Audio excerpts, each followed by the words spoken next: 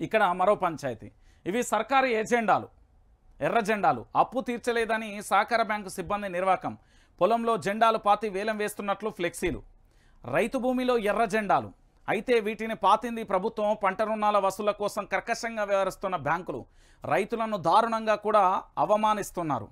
తాజాగా ఓ రైతు అప్పు చెల్లించలేదని అతడి భూమిలో సహకార బ్యాంక్ అధికారులు ఎర్ర జెండాలు పాతారు. కామారెడ్డి జిల్లా లింగంపేట మండలం పోల్కపేటకు చెందిన రైతు రాజశేఖర్ రెడ్డి మండల కేంద్రంలోని సహకార బ్యాంకులో తన భూమిని తనఖా పెట్టి అప్పు తీసుకున్నాడు. సకాలంలో అప్పు చెల్లించలేకపోవడంతో సొసైటీ అధికారులు రికవరీకి దిగారు.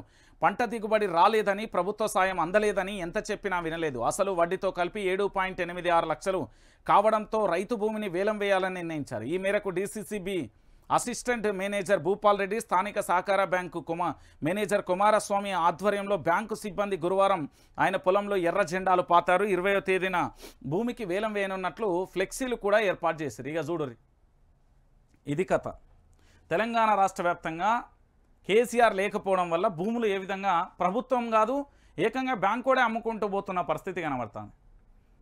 మన దగ్గర దేశంలో ఈ లంగనా కొడుకులు, దొంగనా కొడుకులు వేల కోట్ల నల్లధనాన్ని దాన్ని తెచ్చే సన్నాసి ఇవ్వలేడు.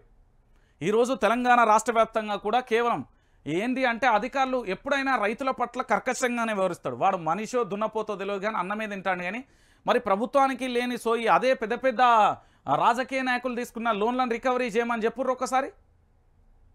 నేను ఇస్తా లిస్ట్, వీళ్ళకే ఇస్తా. చేస్తారా? చేయలేరు కదా.